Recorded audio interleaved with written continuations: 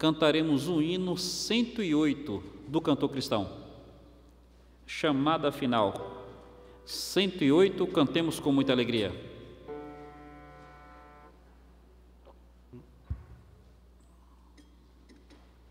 Hino 108, chamada final.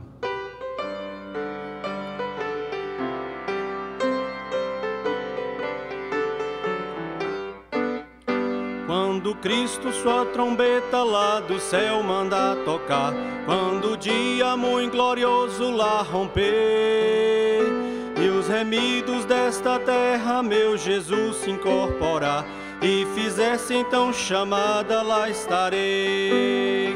Quando se fizer chamada, quando se fizer chamada, quando se fizer chamada, quando se fizer chamada, lá estarei.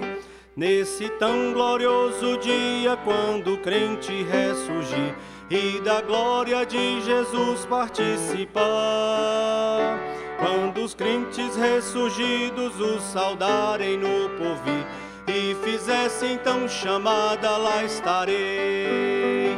Quando se fizer chamada, quando se fizer chamada, quando se fizer chamada, quando se fizer chamada, lá estarei.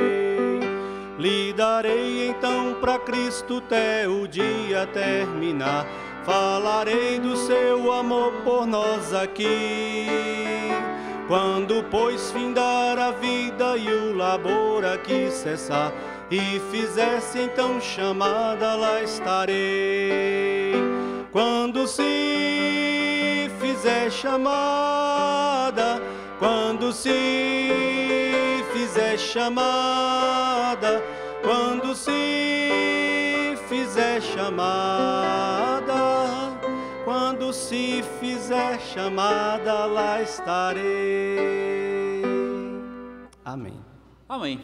Amém. Convido mais uma vez a curvarem suas cabeças. Nós vamos clamar pela nossa nação mais uma vez. Quero pedir a você que estiver em sua casa, peça a misericórdia de Deus sobre o nosso país.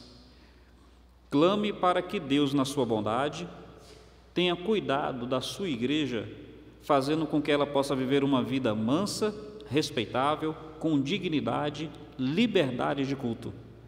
Clame pelo cidadão de bem, que ele seja sustentado pelo nosso Deus nesse país. Clame pelo presidente, pela Câmara, pelo Senado, pelo STF.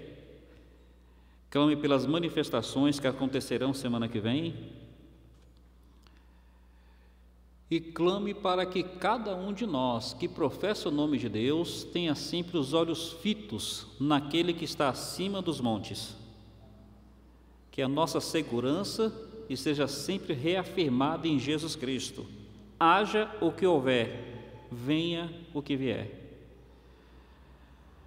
O mais importante não é que as circunstâncias externas sejam favoráveis, mas que a fé interna seja renovada a cada dia.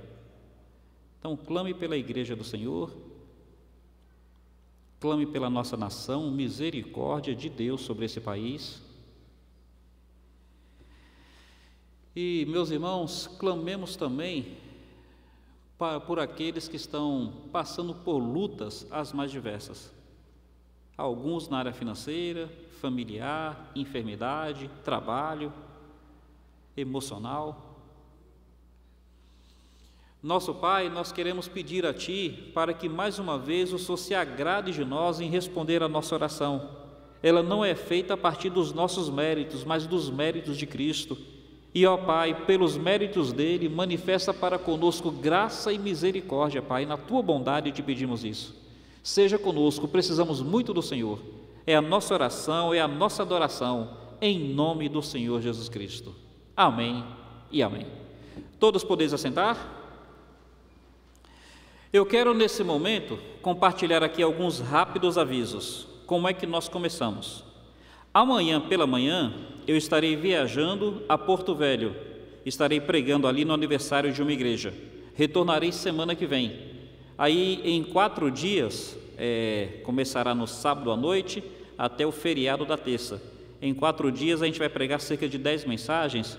Os irmãos clamem por nós, para que a gente possa ser voz de Deus àqueles ouvidos. Que o Senhor, na sua bondade, se agrade em honrar essa viagem. Peço para que os irmãos estejam também lembrando que no próximo sábado, às 5 horas, tem atividade dos adolescentes aqui na igreja, e às 7 horas tem atividade dos jovens. Domingo pela manhã falará a igreja o casal de missionários Donaldo e Dalvani, aquele casal veterano, passou muito tempo no Canadá, por conta da pandemia, ficaram impedidos de viajar. Chegaram no Brasil e com o coração no trabalho deles. Mal chegaram aqui, já querem ir ali para Rondônia, voltar à tribo Zoró. Eles falarão à igreja domingo pela manhã e, como a igreja sempre faz, vai levantar uma oferta de amor para ajudar esses missionários a entrarem ali no trabalho. Os irmãos estejam orando para que os nossos corações estejam receptivos ao desafio que será dado. À noite, uma palavra evangelística, como sempre acontece. Dia 7, meus irmãos, terça-feira, terá o trabalho do Vila Elisa às 16 horas. Então, o objetivo é 2, que a igreja venha conhecer melhor o trabalho, presencialmente, quanto também aquelas pessoas venham a conhecer um pouco mais a igreja. Aí vai ser um trabalho bem dinâmico. Peço aos irmãos que puderem, estejam ali, próxima terça-feira, feriado de 7 de setembro, às 16 horas. Domingo, dia 12, eu quero começar uma série de mensagens com o seguinte título: Icabô ou Ebenezer? Icabô ou Ebenezer? São 2 expressões hebraicas. Icabô foi-se a glória, e Ebenezer, até aqui nos tem ajudado o Senhor. Sobre a Arca da Aliança e a glória de Deus, manifesta ali no início do livro de 1 Samuel. Eu quero pregar 4 mensagens com essa temática. Os irmãos, por favor, estejam orando. Começará no dia 12 de setembro. E dia 15 de setembro, nós teremos a nossa Assembleia Administrativa. Aqueles que quiserem pedir carta para a nossa igreja, ou aqueles que quiserem dar profissão de fé para batismo, nos procure. E falando nisso, meus irmãos, a gente tem que se alegrar com as boas coisas que Deus tem feito em nosso meio. Nós temos orado pelos afastados, não é isso mesmo? Então, um irmão me procurou hoje, ele está pedindo a sua reconciliação. Ele se afastou aqui da igreja em 1972. 1972 ele se afastou. Hoje ele veio aqui, já tinha conversado comigo um tempo atrás, hoje ele veio, falou: pastor, eu quero voltar, tem nos acompanhado pela congregação virtual, então graças a Deus por isso, louvado seja o Senhor, que Deus se agrade em mais e mais, mover a sua mão no nosso meio. Sem mais avisos, quero apresentar os visitantes. Há alguém nos visitando aqui nessa noite? Se houver, por favor, coloque-se em pé. Irmão de outra igreja, amigo. Então, todos os presentes sintam-se abraçados, os nossos internautas da mesma forma, sintam-se abraçados por nós. Não me falaram sobre parte especial, não, Misael, me falaram sim. Misael ficou de cantar agora à noite, que o Senhor se agrade em usar Misael para nos abençoar.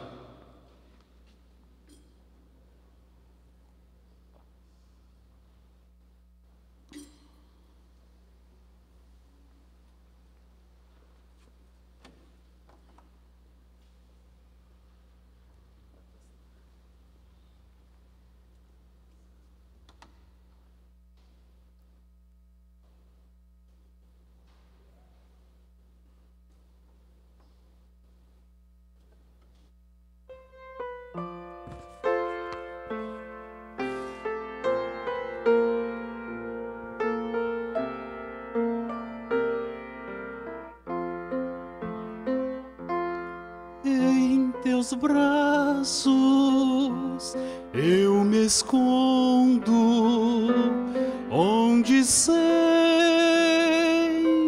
quero estar,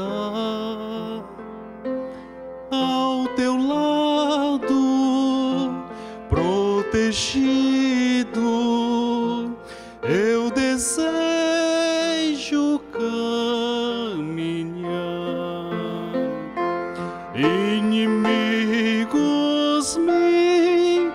perseguem,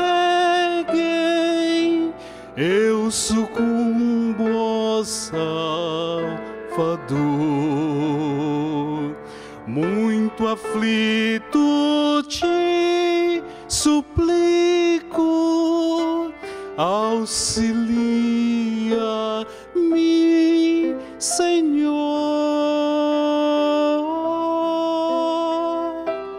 Em teus braços eu me escondo, pois sem ti não posso andar.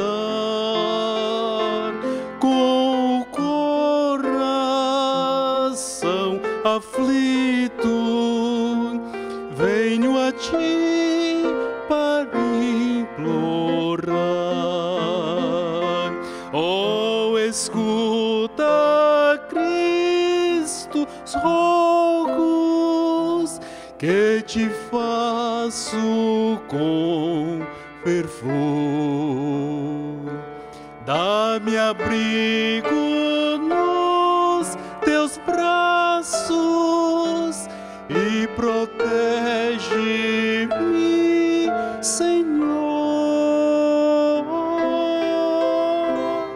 Em teus braços eu me escondo, onde possa repousar a minha alma tão cansada. Eu um abrigo posso achar. Já eu creio que me atendes, eu confio em ti, Senhor.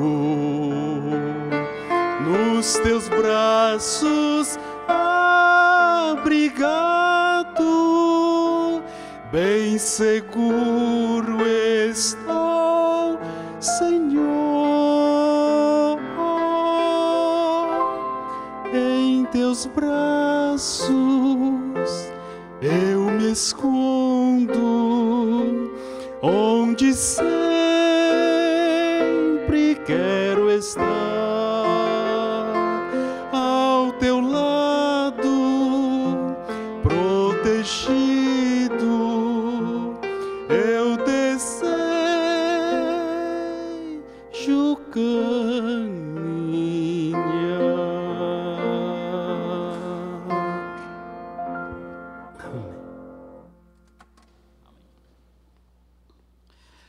Graças a Deus. Meus irmãos, eu quero trazer um estudo aqui nessa noite, que vai ser um pouco de um complemento de um assunto que a gente trouxe aqui da última vez. Na última vez a gente falou um pouco sobre ressurreição, aí um irmão me fez algumas perguntas muito válidas sobre o assunto. Eu tentaria talvez trazer mais luz aqui hoje.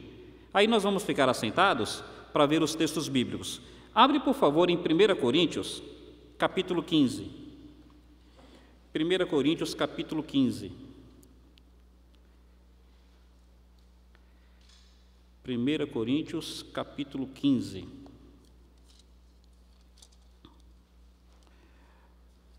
Observe, por favor, o verso 51.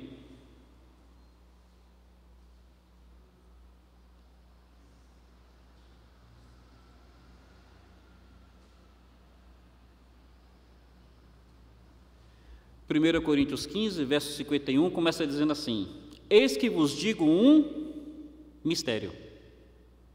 Paulo, ele teve um discernimento espiritual, ele teve uma revelação de Deus, de falar sobre coisas que outros até então não haviam falado. Então você vai perceber que Paulo aborda assuntos que outros não haviam abordado. Ele fala sobre alguns mistérios. E a ideia de mistério para a gente é algo assim complicado, é algo confuso. Mas o conceito de mistério aqui é algo que até então não havia sido revelado. Isso que é mistério na Bíblia, algo que até então não havia sido revelado. Aí Paulo vai trazer uma revelação sobre questões futuras. Até então ninguém tinha falado sobre isso, ele vai falar. E olha o que ele diz: eis que vos digo um mistério, nem todos dormiremos, mas transformados seremos todos. Ora, antes de Paulo ninguém falou sobre isso. Percebeu por que a ideia de mistério? Antes de Paulo ninguém tinha falado dessa realidade, que uns dormiriam e outros seriam transformados. Aí ele fala no verso 52: no momento, num abrir e fechar de olhos, ao som da última trombeta, porque a trombeta soará, e os mortos ressuscitarão incorruptíveis, e nós seremos transformados. Então Paulo vai trazer essa nova revelação, coisas que até então não se sabia. Sabia-se que haveria ressurreição, mas até então não estava claro que alguns ressuscitariam e que outros seriam transformados. Aí, meus irmãos, eu gostaria de falar um pouco sobre esse mistério, não no sentido de algo confuso necessariamente, mas de algo que até então não havia sido revelado. E falando sobre isso, eu queria falar sobre basicamente 2 assuntos. Primeiro, o que é o estado intermediário? Quantos já ouviram falar essa expressão, estado intermediário? Olha aí, várias pessoas já ouviram. Então, o que é o estado intermediário? A gente pode pensar em local para onde a pessoa vai depois da morte. E a gente pode pensar na condição que ela se encontra entre a morte e a ressurreição. Entenderam quais são os conceitos de estado intermediário? O local para onde ela vai.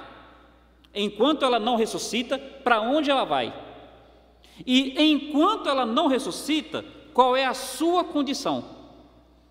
Se você for, eu às vezes vejo alguns debates, e eu vi um debate recentemente sobre aqueles que defendem o sono da alma, aqueles que acham que morreu, acabou. E meus irmãos, eles argumentam de uma maneira assim tão lógica, eles argumentam de uma maneira tão interessante, que se eu não tivesse um pouco de conhecimento da Bíblia, eu acho que eu acreditaria no que eles falam, porque eles argumentam de uma maneira muito interessante. Daí a necessidade da gente aprender a manejar bem a palavra da verdade. Eu queria trazer esse assunto aqui para os irmãos, e eu queria fazer uso de um recurso visual que eu já tinha usado no passado, mas hoje eu quero entrar só nesse assunto.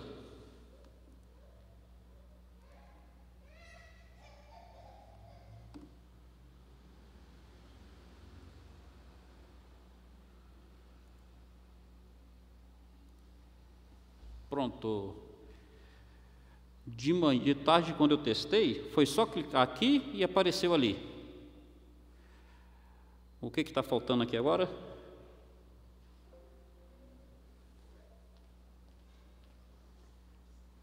Eu creio que o problema não é aqui não, deve ser lá no DEPAV.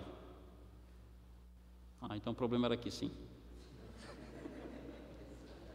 Tem que admitir, né? No meio de tanta testemunha não dá para insistir no erro. Peço perdão ao pessoal do DEPAV então. Meus irmãos, há um tempo atrás, né, eu já fiz um estudo sobre isso. Aí a gente estava falando sobre, lembra um texto na Bíblia que fala que Deus pela sua palavra criou os mundos? Então lá em Hebreus fala que nós cremos que Deus pela sua palavra criou os mundos. Então tem um mundo físico, esse mundo que a gente vive. Tem um mundo espiritual que fala sobre a morada de Deus, as regiões celestiais. E tem, então, o céu dos céus, os lugares celestiais, né? O mundo físico. E tem isso daqui que é o mundo dos mortos. Então a gente vai falar um pouco sobre essa realidade. O estado intermediário, que é o mundo dos mortos.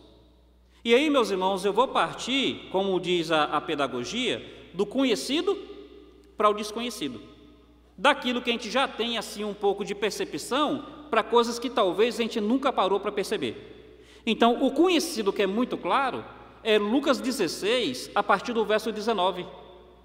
Lucas 16 a partir do verso 19 vai falar sobre 2 personagens, vai falar sobre Lázaro e sobre o rico. Alguns vão dizer que ali é uma história real. Outros vão dizer que é uma parábola, que é fictício. Eu creio que é real, eu não creio que é parábola. Mas ainda que fosse parábola, façamos de conta, é uma parábola. Bom, mesmo sendo parábola, está trazendo ensinos claros. Quais são os ensinos? que neste mundo tem pessoas diferentes. Tem pessoas ricas e tem pessoas pobres. Então a parábola, se fosse parábola, não mudaria essa realidade. É verdade ou não é que aqui tem pessoas ricas e tem pessoas pobres? E vai dizer ali que tanto o rico quanto o pobre, ambos morrem. Eu não creio que é parábola, mas ainda que fosse, não muda nada. Está falando sobre coisas que são reais. E sendo coisas reais, neste mundo existe divisão. Classe social, cultura, geografia. Mas o fato é que, haja a diferença que houver, que nós construamos, todos nós vamos morrer. E aí então, a narrativa vai falar o que acontece após a morte. Se antes da morte está falando de coisas reais, então depois da morte também serão coisas reais. E aí lá na narrativa fala que os dois, depois de morrerem, vão ter destinos diferentes, e isso a Bíblia defende. A Bíblia não fala que morreu, acabou. A Bíblia diz que há distinção na eternidade entre o que serve a Deus e o que não serve a Deus. Isso daí é real, que a Bíblia fala isso. Então o que a Bíblia vai dizer? Que o Lázaro, quando ele morreu, ele foi levado pelos anjos para o seio de Abraão. Está dando para perceber aí na figura? Eu não sei se a visibilidade para vocês aí está boa. Então aí, seio de Abraão, a narrativa fala isso. O que é esse seio de Abraão? Vamos lembrar que a narrativa, sabe, é de um contexto judaico. Ainda que Lucas estivesse escrevendo para um público de maioria gentil, mas está falando sobre histórias judaicas, sobre uma realidade judaica. Então, quem é a expressão principal dos judeus? Abraão.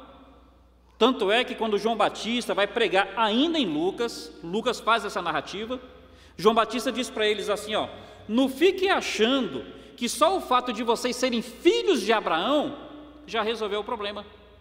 Porque João, em Lucas, diz assim, que até mesmo as pedras, Deus pode transformar em filhos de Abraão. Então, a ideia aí, seio de Abraão, está falando da habitação dos salvos após a morte. Porque Abraão, ele é o pai da fé. Então, meus irmãos, essa conotação seio de Abraão fala do local para onde os salvos iam quando morriam. Tem uma outra expressão na Bíblia que foi usada em Lucas, no capítulo 23, quando o ladrão ou o malfeitor na cruz fala, Senhor, lembra-te de mim quando entrares no teu reino. Jesus fala, em verdade te digo, hoje mesmo estarás comigo no paraíso. Então esse conceito, seio de Abraão, paraíso, era o local para onde as pessoas que partiam salvas, elas iam depois que morriam. Vocês estão percebendo que eu estou falando partiam e iam? Porque é um estado intermediário.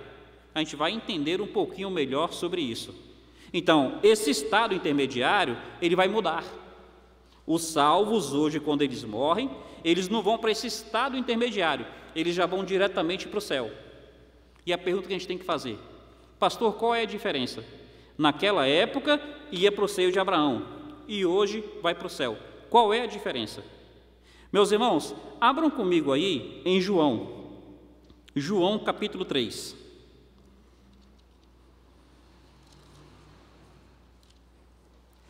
João capítulo 3. Observa, por favor, o versículo 12.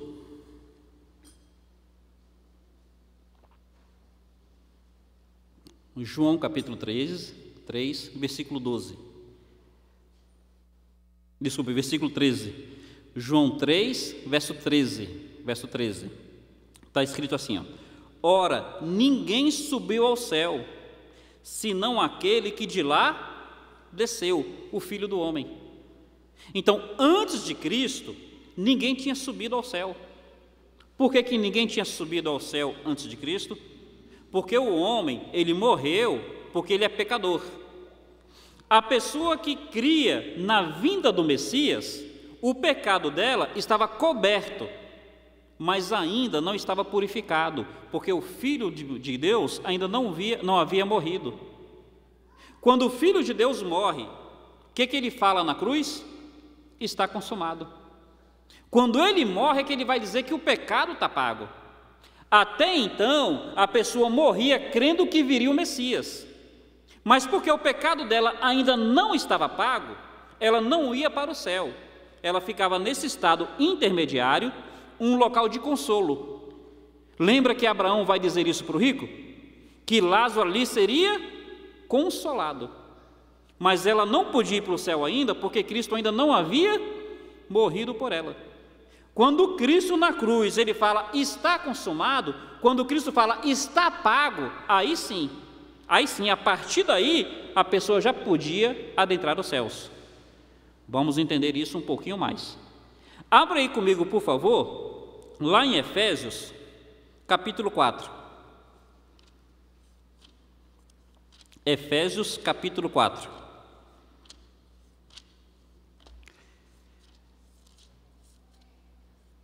Efésios 4. Observe, por favor, o que está sendo dito logo no início. Efésios 4, versículo 8 diz assim: por isso foi dito, subindo ele para o céu, levou cativo o cativeiro e concedeu dons aos homens. Como é que se encontra a pessoa que morreu naquela época? Ela estava cativada pela morte. A morte a havia cativado. Então a morte a havia aprisionado. Quando Jesus morreu e ressuscitou, ele sobe ao céu. Aí ele pega essas pessoas que estavam nessa região. O que aconteceu aqui que saiu da minha página? Um minuto só.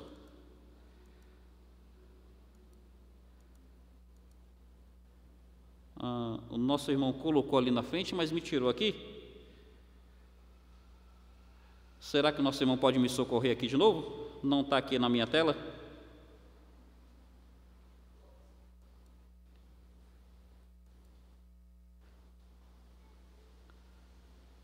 Queria que aparecesse aqui. Aquilo que está ali, aparece aqui. Dessa vez a culpa é do Depav, sim, viu? Brincadeira, Samuel. Pronto. Perfeito, agora sim, está aqui e está ali. Muito obrigado, meu irmão, muito obrigado. Então, meus irmãos, qual é o ponto que a gente está colocando? Que as pessoas que morriam crendo em Cristo, crendo na vinda do Messias no Velho Testamento, até a morte de Cristo, elas ficavam nesse estado intermediário, nesse seio de Abraão. Por qual razão? Porque Cristo ainda não havia pago pelos pecados delas.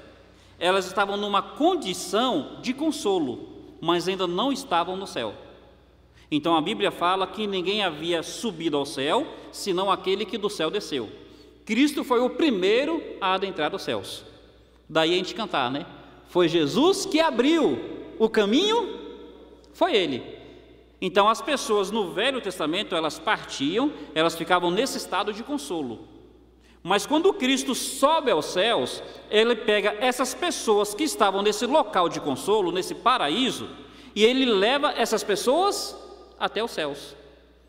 Pastor, me mostra um pouco mais na Bíblia para eu entender melhor. Então, abre aí em 2 Coríntios, capítulo 11. 2 Coríntios, capítulo 11.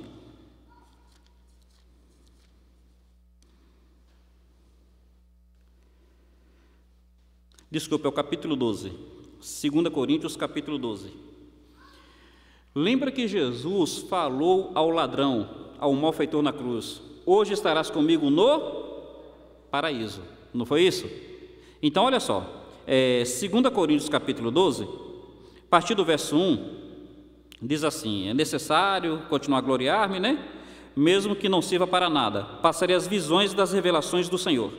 Conheço um homem em Cristo, que há 14 anos foi arrebatado até onde? Por isso que mais em cima, a gente tinha falado desse local aí, chamado terceiro céu, que é a habitação de Deus. Por que terceiro céu? Tem o céu físico, tem as regiões celestiais e tem o terceiro céu, que é a habitação de Deus. Paulo está dizendo que ele foi arrebatado até o terceiro céu. Observa o verso 4. Foi arrebatado até onde, meus irmãos? Percebe? O paraíso aí no terceiro céu? O paraíso aí no terceiro céu, Jesus falou ao ladrão: hoje estarás comigo no paraíso. Quer dizer, já é o terceiro céu, porque Cristo na cruz falou: está consumado. A partir do momento que Cristo pagou pelos nossos pecados, não há razão de estarmos cativos pela morte, não há razão de estarmos no estado intermediário. Nós então já adentramos aos céus, nós já adentramos a presença de Deus. Então a ideia é essa daqui, ó. Está aí o seio de Abraão, o paraíso, no mundo dos mortos. Quando Cristo sobe aos céus, ele leva cativo o cativeiro. Então esse local, observe, percebeu a diferença na figura? Esse local que estava no mundo dos mortos, Cristo então leva a presença de Deus, terceiro céu. Esse é o local dos que partem em Cristo hoje. Então quem parte em Cristo hoje já vai para os céus, para a presença de Deus. Não tem mais essa condição no mundo dos mortos. Pastor, para ficar um pouco mais claro, meus irmãos, abrem em 2 Coríntios, capítulo 5. 2 Coríntios, capítulo 5. Observe o versículo 1.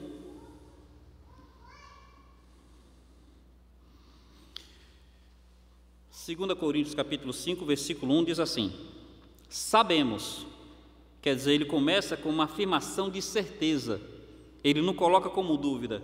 Sabemos que quando ou se a nossa casa terrestre deste tabernáculo se desfizer, temos da parte de Deus uma casa não feita por mãos humanas, eterna, aonde?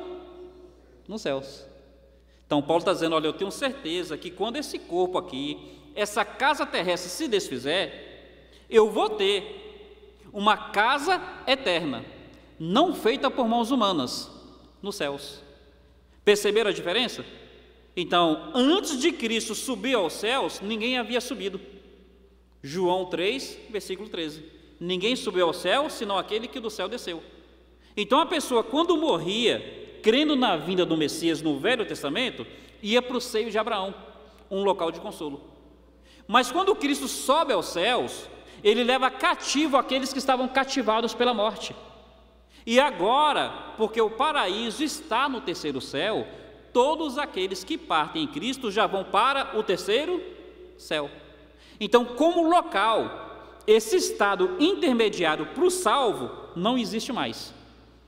Então, nós já temos um estado permanente nos céus. A gente vai falar daqui a pouco sobre a condição.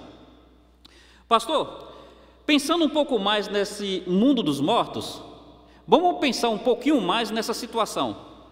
Na narrativa de Lucas, capítulo 16, o rico, ele está num local chamado inferno. A gente vai falar daqui a pouco do inferno. Também é um estado intermediário. Meus irmãos, inferno e lago de fogo não são a mesma coisa. O inferno é um estado intermediário. Daqui a pouco a gente vai ver isso. Mas eu queria que vocês lembrassem dessa colocação aí do abismo. Lembra que quando o rico pede para Lázaro ir até ele, Abraão fala que havia um abismo entre os dois? O que é esse abismo? E aí, meus irmãos, é quando a gente fala que vai partir do conhecido para o desconhecido, porque a gente tem um pouquinho de noção sobre o seio de Abraão, a gente tem uma boa noção sobre o inferno, mas sobre abismo, muitos nunca pararam para pensar. Abre comigo aí em Lucas capítulo 8. Lucas capítulo 8.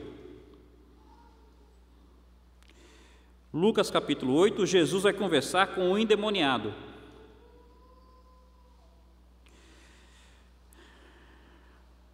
Lucas capítulo 8, observe o verso 31.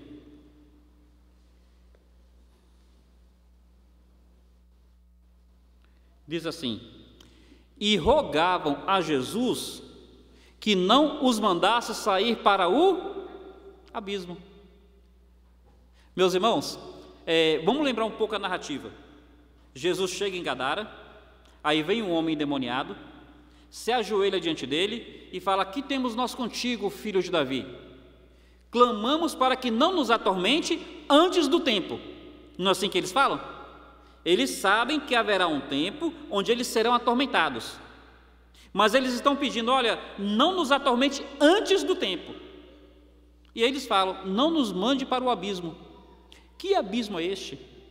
Quando a gente olha a narrativa, porque a gente sabe que os porcos, eles vão pular de um despenhadeiro, a gente pensa que o abismo é o despenhadeiro, né? Por que os demônios iam ter medo de pular de despenhadeiro, gente? Por que os demônios iam ter medo de pular naquela água? Então, o abismo não é aquele, é esse abismo aí. É um local terrível de sofrimento de seres espirituais. Pastor, deixa eu ver isso na Bíblia. Abre, por favor, em 2 Pedro. 2 Pedro, capítulo 2.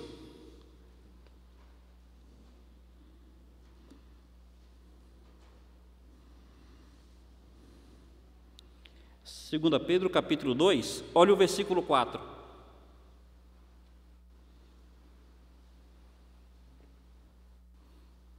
Diz assim, 2 Pedro 2,4: ora, se Deus não poupou anjos quando pecaram, mas lançou-os no Tártaro e os entregou aos abismos de trevas, reservando-os para juízo. Está vendo aí o que é esse abismo?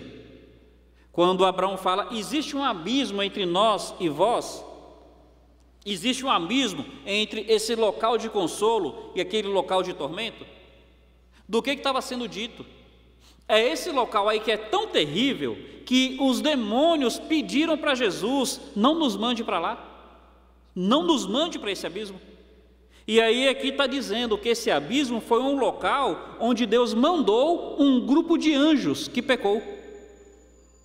E aí, meus irmãos, o que a gente vai percebendo? Uma realidade eterna, que ao mesmo tempo tem um consolo maravilhoso, mas também existe castigo terrível, que os demônios hoje, eles clamam para não serem lançados lá. Seguindo um pouco adiante, se lembram lá em Apocalipse capítulo 9, que fala que o abismo será aberto e seres demoníacos virão à terra para atormentar? Só por curiosidade, abre lá em Apocalipse capítulo 9.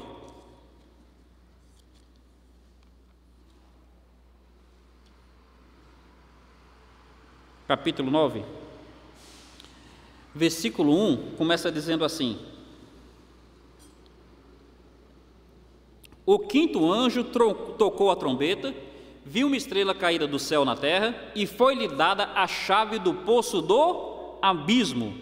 Quando ela abriu o poço do abismo, subiu fumaça do poço, como fumaça de uma grande fornalha.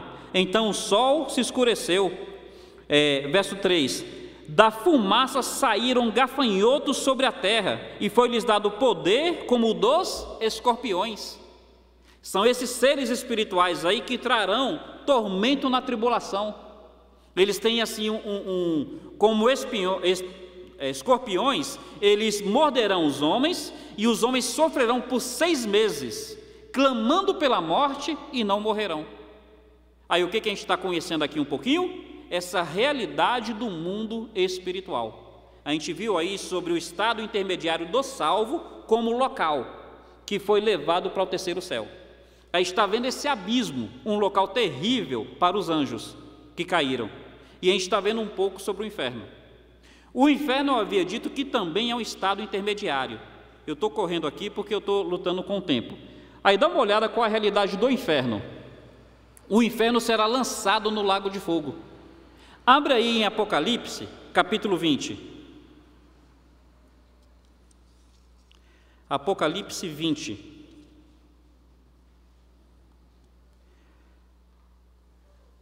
Observe, por favor, o versículo 14. Então a morte e o inferno foram lançados para dentro do lago de... Está vendo aí que o próprio inferno vai ser lançado no lago de fogo? Dá uma olhadinha aqui. Então esse inferno aí, ó, ele vai ser lançado no lago de fogo. Observe, assim como o paraíso, o seio de Abraão, assim como o paraíso, o seio de Abraão, foi levado ao terceiro céu, o inferno será levado ao lago de fogo. Por isso que a gente chama de local, de estado intermediário. Como local, o estado intermediário do salvo, antes de Cristo subir ao céu, era o seio de Abraão. Hoje já é um local definitivo nos céus. Depois do julgamento final, o inferno, que é o estado intermediário do ímpio, o inferno será lançado no lago de fogo, e ali será o destino final de todos os ímpios. Qual é a diferença entre os dois? É que no inferno, o ímpio está sofrendo por estar separado de Deus. Mas no lago de fogo, ele sofrerá por estar separado de Deus e porque terá sido julgado por todos os seus pecados. Lembram que lá no trono branco, ele vai julgar ricos e pobres, grandes e pequenos, cada um segundo as suas obras? Então, no inferno hoje, a pessoa sofre porque está separada de Deus. Quando for para o lago de fogo, ela sofrerá não só por estar separada de Deus, mas sofrerá por todos os seus pecados. E aí, meus irmãos, eu queria lhes dizer que o destino final do salvo e do ímpio haverá galardão e grau de condenação. Para o salvo haverá galardão, para o ímpio haverá grau de condenação. Então todos nós estaremos nos céus, amém? Todos nós estaremos nos céus, e o principal é isso. Agora, lá nos céus, a gente também será a gente receberá recompensa. Lá no céu nós teremos recompensa pelo nosso serviço na terra. Todos os ímpios estarão no lago de fogo, e o pior é estar no lago de fogo. Mas além de estar no lago de fogo, eles terão um grau de condenação no lago de fogo. Pastor, me mostra isso na Bíblia. Abre, por favor, em Mateus capítulo 12. Desculpe, Mateus capítulo 11.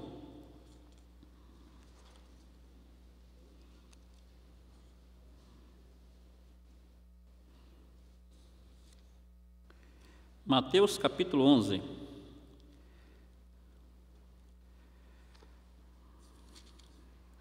Mateus capítulo 11, observe por favor o que Jesus Cristo vai dizer aqui, a partir do verso 20. Mateus 11, a partir do verso 20.